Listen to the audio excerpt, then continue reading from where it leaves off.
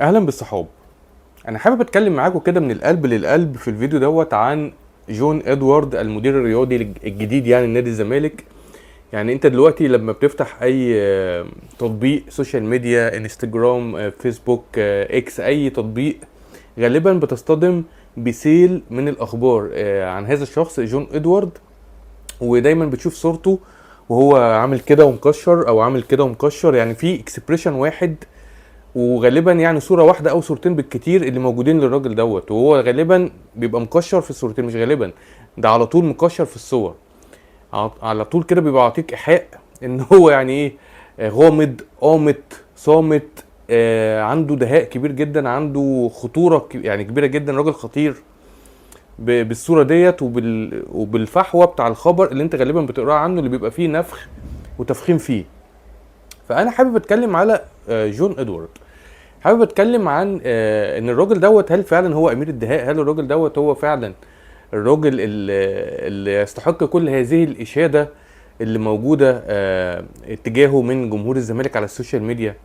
يعني انا جون ادوارد كل اللي كنت اعرفه عنه قبل كده ان هو وكيل علي معلول، واعرف برضو ان فاركو تم ايقاف القيد ليه فترتين، كان الكلام دوت تقريبا من 3 سنين، بسبب اللاعب السوداني سيف تيري اللي فاركو جابه من المريخ، وكان في مشكله في عقد اللاعب دوت مع المريخ، كان المريخ يعني يحق ليه ان هو يحتفظ باللاعب وفاركو جابه، فدي مشكله تعاقديه، وهو كان مدير التعاقدات في فاركو، ففاركو اتوقف له قيد فترتين بسبب المشكله ديت، وفي وجود الراجل المسؤول جون ادوارد يعني فاهم؟ فهل جون ادوارد بيعمل حاجه دلوقتي تستحق كل هذا التفخيم؟ يعني هل كونه ان هو يعني بيتخلص من بعض او مش بعض بقى، كل الناس اللي كانت شغاله في قطاع كره القدم في الزمالك، ده حدث يستحق كل التهليل ده، يستحق كل التفخيم ده، يستحق كل الانبهار ده، وكل شويه تشار صورته وهو عامل كده وباصص للسرمديه والخلود في السماء كده ومكشر، وتقول لي ان هو مش عارف، يا الله يا جوني ادوارد ايه اللي انت بتعمله دوت، عشان هو بيتخلص بس من الناس القديمه اللي موجوده.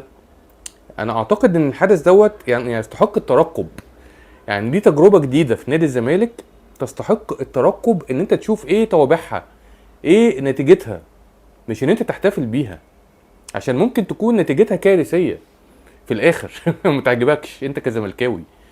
فليه الاستعجال ده؟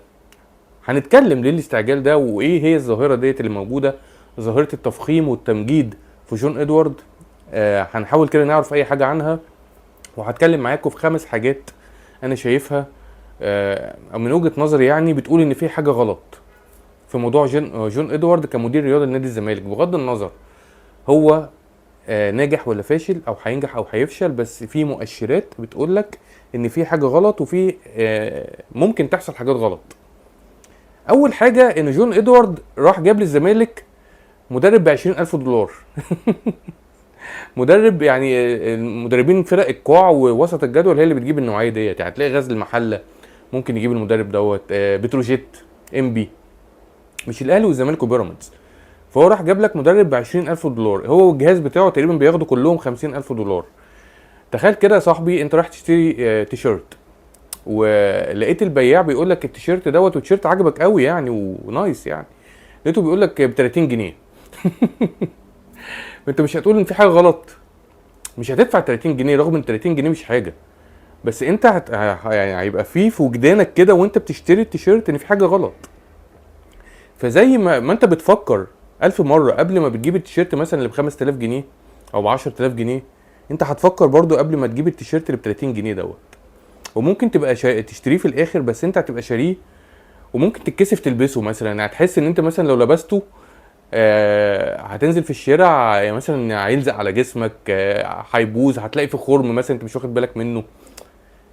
فحاجه تقلق ان انت تروح تجيب مدرب بهذا الرخص في سوق اللي هو سوق الشرق الاوسط، اللي هو بيجيب مدربين اقل واحد فيهم يعني ممكن بياخد $80,000 $100,000 اقل واحد، تروح انت جايب واحد ب$20,000 وصغار في السن، وكمان يعني ايه بتقدمه بشكل ركيك جدا، ركيك بالكاف جدا، لو التقديم بتاع جون ادوارد دي. فدي يعني المشهد ده مشهد ان انت بتجيب مدرب ب$20,000 وتقدمه بالشكل ده بيقول لك ان في حاجه غلط. المشهد ده بيقول لك ان ده مؤشر لاشياء سيئه موجوده في الاداره الكرويه لنادي الزمالك. فده اول مشهد انا شايف من وجهه نظري ان بيقول لك ان في حاجه غلط. المشهد الثاني ان جون ادوارد بيجدد لعبد الله السعيد اللي عنده 40 سنه. وانا وجهه نظري التي لا قيمه لها على الاطلاق ان عبد الله السعيد وشيكابالا الاثنين معتزلين سنه 2021. بكلمك جد والله، يعني الاثنين مبطلين كوره سنه 2021. من 2021 حتى الان هما بيضحكوا على الجمهور، بيضحكوا على الانديه اللي بيلعبوا فيها، وبيضحكوا على الاعلام، وبيضحكوا على الناس كلها. لكن اكلينيكيا عبد الله السعيد وشيكابالا معتزلين سنه 2021. شيكابالا اعتزل بعد الجون اللي جابه في علي لطفي اللي هو شبه جونه في نهائي القرن، بعدها على طول شيكابالا مش موجود اصلا، ده هو اللي موجود دوت شخص معتزل. وعبد الله السعيد بعد ما بيراميدز خرج من قبل نهائي الكونفدراليه كان قدام الرجاء. الحدثين دول عبد الله السعيد وشيكابالا بعضهم مش موجودين، اللي موجود دوت اثار ليهم اشباح. فكون ان جون ادوارد يجدد لعبد الله السعيد سنتين ب 40 مليون جنيه وهو عنده 40 سنه وبقاله سنه ونص في الزمالك ما بيديكش كوره بربع جنيه، ده بيقول لك ان في حاجه غلط. ليه؟ او امتى تجدد للعيب عنده 40 سنه؟ امتى تجدد للعيب عنده 40 سنه؟ في حالتين. الحاله الاولانيه زي النصر السعودي مجدد رونالدو طبعا الاسم الكبير في عالم كره القدم لغرض تسويقي بحت. رونالدو بقاله اكتر من سنتين ونص تقريبا بيلعب في النصر، ما عملش حاجه للنصر. النصر مش بيكسب بطولات محليه ولا قاريه، ومع ذلك تم التجديد ليه. هو رونالدو في اول 23 راح النصر سنتين ونص، رغم ان رونالدو ما ساعدش النصر ان هو ياخد اي بطولات محليه او قاريه، بيتم التجديد ليه لغرض تسويقي بحت، تسويقي للنصر وتسويقي للسعوديه. يعني هو رونالدو يعتبر سفير للسعوديه في الملف بتاعها بتاع كاس العالم 2034.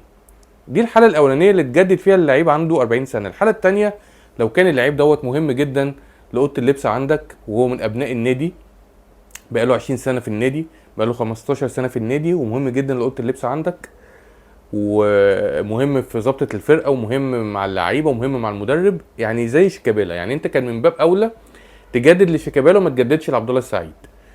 لكن عبد الله السعيد بقاله سنه ونص عندك، فما حدش يقول لي بقى ضبطه الفرقه واوضه اللبس ومش اوضه اللبس وهو ما بيديكش كوره اصلا. فانت لو اتحطيت ان انت تجدد لشيكابالا ولا عبد الله السعيد، انت بالعقل وبالمنطق تجدد لشيكابالا، بغض النظر عن ان شيكابالا معتزل من 2021. بس انت لو اتحطيت في الموقف ده هتجدد وش لشيكابالا. انت بتتكلم في ايه؟